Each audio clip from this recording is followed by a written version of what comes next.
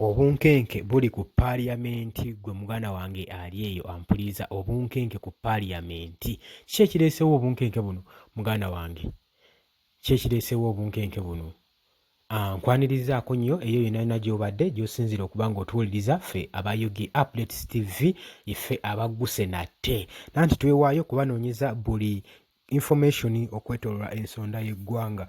Muganda wange gy'oli yonna yonna obeere nga oli updated ku bikwatagana n'eggwanga lyo ggwe ali eyo yeekumira ku UG Updates. Mbanirizaako nnyo mukola kyamaanyi nnyo mu abali ey'abakazana n'otwala obudde n'oba ng'otuwuliriza n'oba ng'otulaba muganda wange n'osharinga n'osubscribinga n'okomentinga n'osharinga okola kyansusso nnyo gwe muganda wange. Baganda bange abali e Bulaaya ate mwembebaza ekyensusso, abali South Africa, abali Canada, abali e Dubai, abali Saudi Arabia, abali Qatar, Oman, USA, UK andikaani njogeraani bannange tisobola beebaza kinnoomu. Naye muganda wange muzikirize nkozese lino eddoboozi eryawamu okusobola okuba nga mbeebaza omulimu ogw'ettendo n'ogw'amaanyi, omulimu gwe mukoze obutaweera okulaba nga musheyalinga channel eno neeba nga elinkinga wala nnyo ne muba nga mukubiriza bannammwe okuba nga basubscribinga mukoze kyamaanyi nnyo mmwe baganda bange abeekuumira ku UG Updates TV. Sorry.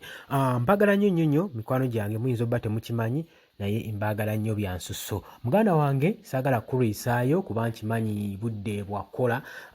Obunkenke buli ku paaliyamenti gwe mukwano gwange ali eyo ampuliriza. Olunaku okuva luli Pulezidenti Yoweri Kaguta Museveni we yalagira we yakwata bajeti n'agiza ku paaliyamenti ya Uganda n'agamba nti nno ebeere ng'oddamu ekonsidaringibwa, ebeere ng'eggyibwamu ebikyamu, ebeere ng'ejjamu ebyo ebiruubirirwa by'abo ba MPs ba fundraisation bateekamu ebiruubirirwa nga biyamba bo bokka, nga nga benefits nga birimu benefits ezaabwe bokka bokka, n'agamba ebibeere nga binokolwamu n'ebyo ebikyamu ebirimu bibeere nga bijjibwamuko babeere nga babitunulamu gwe muganda wange ali eyo ampuliriza. Muganda wange olunaku olweggulo n'agambye nti nno leero bajeti weegenda okuba nga esomwa wali eri egenda kuba nga eddamu okusomwa muganda wange batubuulire kiki ekiri mu bajeti. Nagambye ennaku z'omwezi 2 zijja kubeera essaawa 8 omwezi guno gwennyini gwe tulimu omwaka 2024 tugenda kuba nga tuddamu okuwulira bajeti ki kyegamba.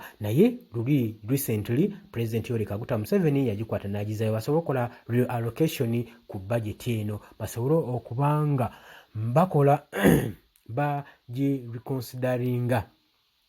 bakola reconsideration ku bajeti eno, basobole okugyamu ebirumira, basobole okugyamu ebiruubirirwa n'ebigendererwa by'aba MPs, ebyetaago n'ebigendererwa kwegamba n'ebiganyulwa bye baganyulwamu ebigasa, bajjemu eby'omugaso ebigasa ba MPs bokka. Jjukira eno bajeti baba bagikoledde eggwanga, tebagikuya ssekinnoomu. Naye abasajja bali eyo ku paaliyamenti bazannya obuzannyo bwe bayita budget games, bagikyusakyusa ne bateekamu constituency zaabwe, ne bateekamu bajeti ne bagiteekamu ebintu bingi nnyo ebiba nga bifandinga nga bo. Kati muganda wange ensonga waaki yazzibwa ku paaliyamenti y'eggwanga esobole okubeera nga ekolebwako relocation. Muganda wange wenjogerera kati mu paaliyamenti y'eggwanga Uganda teri meeting n'emu ekkirizibwa kuddamu kutuula mu gundi.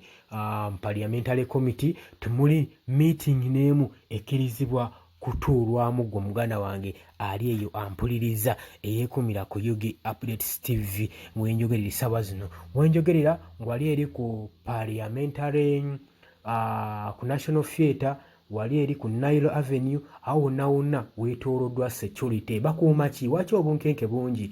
Okutandikira eno okutuuka ku main gate ya parliament wonna wonna security eri tight, eri ggulugulu, obusajja bugisazeeko, obusajja buwanise emigemera wala, bakuuma akantu akabokisi ako kola gwe muganda wange kekakoko akaleese obunkenke mu ggwanga, kaleesewo obunkenke. Naye mpuliddeko agagamba nti nno obunkenke buno bwandibanga buvudde kuba nti jjujjuuzi ekyali ku mulirwana e Kenya, embeera yaliwo mu kusoma bills nga bagenda oteekawo financial bills nti bagenda abasiviliani ne bagenda mu paaliyamenti ne basobola okuba nga bakuba ku liiso ku bajeti ne bagenda otunulamu nga mulimu financial bills ezaali zongeddwamu. Kati wano nawano bagambye nno kino kwegamba bakisalire eddagala mangu nga ekiwundu tekinnaba kusamba ddagala.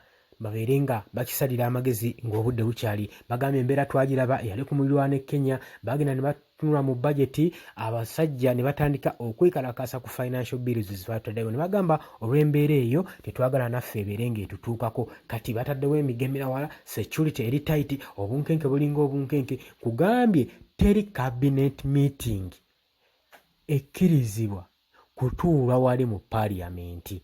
Gwe mukwano gwange ampuliriza. Lwaki Pulezidenti Yoweri Kaguta Museveni yayogera ne Sipiika Amongo basobole okuba nga baloketinga bajeti eno ebeere ng'eddamu ng'etunulwamu, baggyemu ebikyamu, baggyemu ebirumira, baggyemu ebyokweyagaliza abo ababaka paaliyamenti ba MPs bye baateekamu nga bibenefitinga bokka na bokka, which means nti bagenda kuggyamu ebyo bya beneficiaries, kubanga gundi bajeti eno erina kubeera nga yaggwanga, terina kubeera nga egasa muntu ssekinnoomu. Kati wenjogerera emigemerawala, security wali eri ku Nile Avenue, wano ku National Theatre omuganda wange yabadde ateekateeka okuyitayo, tosalayo togeza n'obuba wadde olubu lw'ekigere oba owulira wano ng'onaatera okuyingira ku main gate ya parliament, nayo security eri tight. Gwe muganda wange tolina wadde no tokkirizibwa na kusongayo olugalo. Gwe muganda wange ali eyo ampuliriza, gwe eyeekumira ku Yugi